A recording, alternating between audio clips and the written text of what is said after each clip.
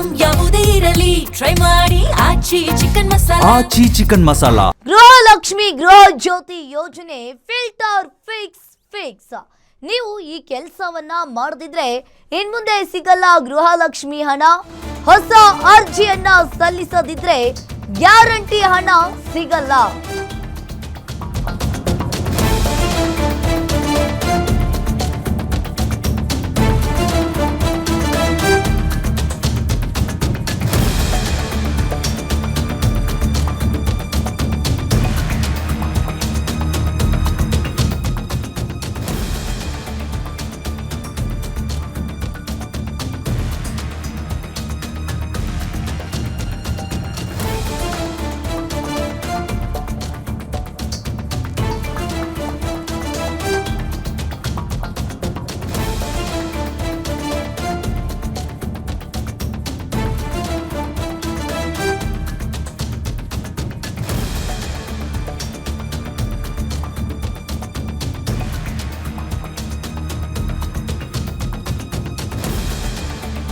ಮಾಡದಿದ್ರೆ ಇನ್ಮುಂದೆ ಸಿಗಲ್ಲ ಗೃಹಲಕ್ಷ್ಮಿ ಹಣ. ಹೊಸ ಅರ್ಜಿಯನ್ನ ಸಲ್ಲಿಸದಿದ್ರೆ ಗ್ಯಾರಂಟಿ ಹಣ ಸಿಗಲ್ಲ. ಮತ್ತೆ ಹೊಸದಾಗಿ ಅರ್ಜಿ ಹಾಕಿದವರಿಗಷ್ಟೇ ಗ್ಯಾರಂಟಿ ಹಣ. ಎಲ್ಲಾ ಫಲಾನುಭವಿಗಳಿಂದ ಹೊಸ ಅರ್ಜಿ ಆಹ್ವಾನಿಗೆ ಚಿಂತನೆಯನ್ನ ಮಾಡಿದ್ದಾರೆ. ಗ್ಯಾರಂಟಿ ಯೋಜನೆಗಳ ಪರಿಷ್ಕರಣೆಗೆ ಮಹತ್ವದ ನಿರ್ಧಾರವನ್ನ ಕೈಗೊಂಡಿರುವಂತದ್ದು. ಇನ್ನು ಮೃತಪಟ್ಟವರಿಗೂ ಗೃಹಲಕ್ಷ್ಮಿ ಹಣ ಸಂದಾಯವಾಗ್ತಾ ಇದೆ. ಇನ್ಕಮ್ ಟ್ಯಾಕ್ಸ್ ಕಟ್ತಾ ಇದ್ರೂ ಕೂಡ ಹಣದ ಲಾಭ ಪಡಿತಾ ಇದ್ದಾರೆ. ಒಂದೇ ಮನೆಯಲ್ಲಿ ಇಬ್ಬರಿಗೆ ಗೃಹಲಕ್ಷ್ಮಿ ಹಣ ತಲುಪ್ತಾ ಇದೆ. ಇದೆಲ್ಲವನ್ನ ಪರಿಶೀಲಿಸಲು ಸಿಎಂ ಮತ್ತು ಡಿಸಿಎಂ ಚಿಂತನೆಯನ್ನ ಮಾಡಿದ್ದಾರೆ. 1,24,00,000 ಗೃಹಲಕ್ಷ್ಮಿ ಫಲಾನುಭವಿಗಳ ಪರಿಷ್ಕರಣೆ ಆಗ್ತಾ ಇರುವಂತದ್ದು. ಈಗಾಗಲೇ ನೀವು ಕೂಡ ಈ ಕೆಲಸವನ್ನ ಮಾಡದಿದ್ರೆ ಇನ್ಮುಂದೆ ಗೃಹಲಕ್ಷ್ಮಿ ಹಣ ಸಿಗಲ್ಲ. ಗೃಹಲಕ್ಷ್ಮಿ ಹಣವನ್ನ ದುರ್ಬಳಕೆಯನ್ನ ಮಾಡ್ಕೊಳ್ತಾ ಇದ್ದಾರೆ ಅನ್ನೋದು ಇಲ್ಲಿ ಗೊತ್ತಾಗ್ತಾ ಇರುವಂತದ್ದು.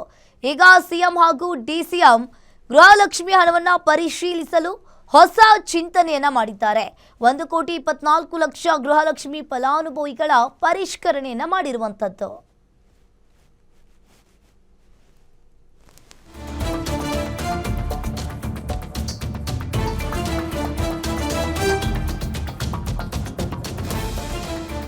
ನೀಡಿದ್ದಾರೆ. ಸುಮಾರು 100 ಕೋಟಿಯಷ್ಟು ಬೇರೆಯವರಿಗೆ ಹೋಗ್ತಾ ಇದೆ ಗ್ಯಾರಂಟಿ ಯೋಜನೆಗಳು. ಇನ್ನು ಗ್ಯಾರಂಟಿ ಯೋಜನೆಗಳು ಮಿಸ್ಯೂಸ್ ಆಗ್ತಾ ಇದೆ. ಕೆಲವರು ನಿಧನರಾಗಿದ್ದಾರೆ. ದಾಖಲೆಗಳನ್ನ ಕೇಳಿದ್ದೇವೆ.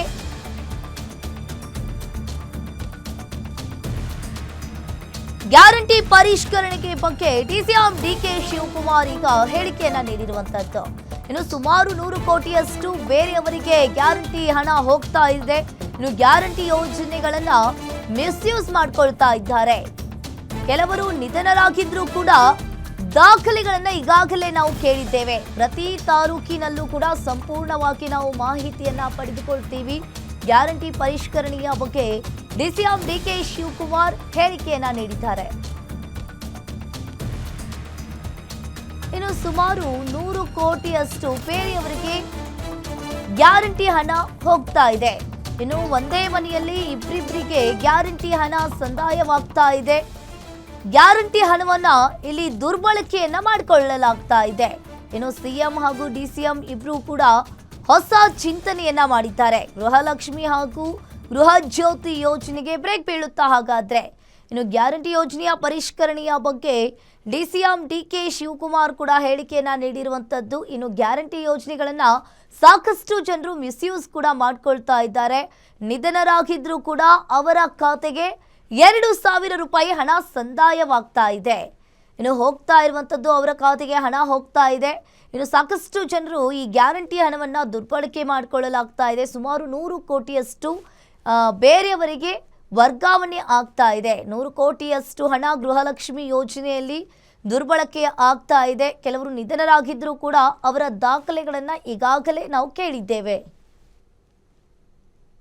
ಏನಾಗಿದೆ ಅಂದ್ರೆ ಸುಮಾರು 100 ಕೋಟಿ ರೂಪಾಯಿ ಅಷ್ಟು ಯಾರು ಗ್ಯಾರಂಟಿ ತೆಗೆದುಕೊಳ್ತಾ ಇದ್ರು ಅವರು ಎಲ್ಲ ತೀರ್ಕೊಂಡಿದ್ದಾರೆ. ಆ ತೀರ್ಕೊಂಡಿದ್ದಂತ ಸಂದರ್ಭದಲ್ಲಿ ದುಡ್ಡು ಬೇರೆಯವ್ರಿಗೆ ಹೋಗಿ ಮಿಸ್ಯೂಸ್ ಆಗ್ತಾ ಇದೆ. ಅದು ದಾಖಲೆ ಬಂದಿದೆ. ಎರಡನೇದು ಆ ಟೈಮಲ್ಲಿ ನಾವು ಚೆಕ್ ಮಾಡಿದ್ವು, ಆ ಟೆಲಿಫೋನ್ ನಂಬರ್ಸ್ ಎಲ್ಲ ಯಾರದೋ ಕೊಟ್ಬಿಟ್ಟಿದ್ದಾರೆ. ಸೊ ಅದು ನಮಗೆ ಸರಿಯಾದ ಫಲಾನುಭವಿಗಳಿಗೆ ತಲುಪಿದ್ಯಾ ತಲುಪ್ತಾ ಇದಾ ಇಲ್ವಾ ಅನ್ನೋದು ಕೂಡ ನಮಗೆ ಮುಖ್ಯವಾದಂತ ವಿಚಾರ. ನಮ್ಗೆ ಈಗಾಗಲೇ 100 ಕೋಟಿ ರೂಪಾಯಿ ನಮಗೆ ಇದರಿಂದ ಹೆಣ್ಮಕ್ಳು ಗೃಹಲಕ್ಷ್ಮಿ ಒಂದೇ ಇಲಾಖೆಯಲ್ಲಿ ನಮಗೆ ಇದು ಮಾಹಿತಿ ಎಲ್ಲ ಬರ್ತಿದೆ. ಈಗೆಲ್ಲ ಪ್ರತಿ ತಾಲೂಕಿಂದ ಕೂಡ ನಾವು ರಿವ್ಯೂ ಮಾಡ್ತಾ ಇದೀವಿ. ಸೊ ಮಾಡಿ ಮಾಹಿತಿಯನ್ನ ಪಡಿತಾ ಇದೀವಿ.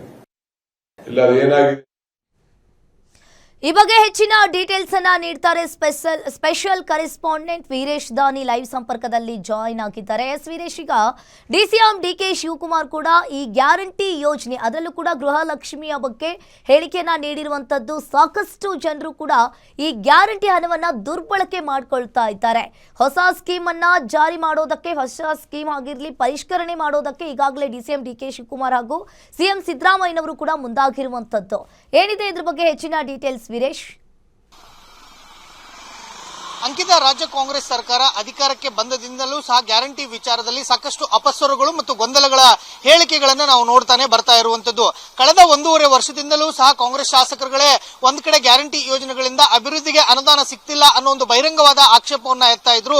ಇದರ ಮಧ್ಯೆಯೂ ಸಹ ಕೆಲ ಶಾಸಕರುಗಳು, ಹಿರಿಯ ಸಚಿವರುಗಳು ಸಹ ಗ್ಯಾರಂಟಿ ವಿಚಾರದಲ್ಲಿ ಒಂದು ಪರಿಷ್ಕರಣೆ ಆಗಬೇಕು ಅನ್ನೋ ಒಂದು ಒತ್ತಡವನ್ನ ಹಾಕ್ತಾ ಇದ್ರು.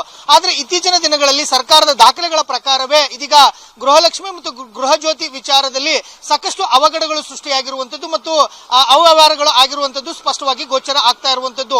ಆ ಹಿನ್ನೆಲೆಯಲ್ಲಿ ನಿನ್ನೆ ನಡೆದಿರತಕ್ಕಂಥ SIR ಪ್ರಕ್ರಿಯೆ ವಿಚಾರಕ್ಕೆ ಸಂಬಂಧಿಸಿದಂತ ಸಭೆಯಲ್ಲೂ ಸಹ ಈ ವಿಚಾರ ಪ್ರಸ್ತಾಪ ಆಗಿರುವಂತದ್ದು. ಕೆಲ ಶಾಸಕರುಗಳು ಮತ್ತು ಸಚಿವರುಗಳು ಗ್ಯಾರಂಟಿ ಯೋಜನೆಗಳಲ್ಲೂ ಅದರಲ್ಲೂ ವಿಶೇಷವಾಗಿ ಗೃಹ ಜ್ಯೋತಿ ಮತ್ತು ಗೃಹಲಕ್ಷ್ಮಿ ಯೋಜನೆ ವಿಚಾರವನ್ನ ಪರಿಷ್ಕರಣೆ ಮಾಡಬೇಕು ಅನ್ನೋ ಒಂದು ಒತ್ತಡವನ್ನು ಸಹ ಹಾಕಿರುವಂತದ್ದು.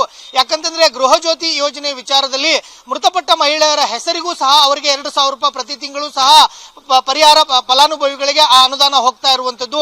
ಅದರ ಜೊತೆಗೆ ಇನ್ಕಮ್ ಟ್ಯಾಕ್ಸ್ ಅನ್ನ ಯಾರು ಕಟ್ತಾ ಇದ್ದಾರೆ ಅವ್ರಿಗೂ ಸಹ ಗೃಹ ಜ್ಯೋತಿಯ ಪರಿಹಾರ ಹೋಗ್ತಾ ಇರುವಂತದ್ದು. ಇನ್ನೊಂದು ಕಡೆ ಒಂದೇ ಮನೆಯಲ್ಲಿ ಇಬ್ಬರು ಅಂದ್ರೆ ಅತ್ತೆ ಮತ್ತು ಸೊಸೆ ಮತ್ತು ಮಗಳು ಮತ್ತು ತಾಯಿ, ಈ ರೀತಿಯಾಗಿ ಒಂದೇ ಮನೆಯಲ್ಲಿ ಇಬ್ಬಿಬ್ಬರು ಸದಸ್ಯರಿಗೂ ಸಹ ಈ 2,000 ರೂಪಾಯಿ ಹಣ ಹೋಗ್ತಾ ಇರುವಂತದ್ದು. ಹೀಗಾಗಿ ಈ ವಿಚಾರಕ್ಕೆ ಸಂಬಂಧಿಸಿದಂತೆ ಒಂದು ಪರಿಷ್ಕರಣೆ ಆಗಬೇಕು ಅನ್ನೋ ಒಂದು ಒತ್ತಡವನ್ನು ಹಾಕಿರುವ ಹಿನ್ನೆಲೆಯಲ್ಲಿ ಸಿಎಂ ಸಿದ್ದರಾಮಯ್ಯ ಮತ್ತು ಡಿಸಿಎಂ ಡಿಕೆ ಶಿವಕುಮಾರ್ ಅವರು ಗೃಹಲಕ್ಷ್ಮಿ ಮತ್ತು ಗೃಹ ಜ್ಯೋತಿ 2 ಯೋಜನೆಗಳನ್ನ ಪರಿಷ್ಕರಣೆ ಮಾಡಲಿಕ್ಕೆ ಒಂದು ಪ್ಲಾನ್ ಅನ್ನ ಮಾಡ್ತಾ ಇರುವಂತದ್ದು.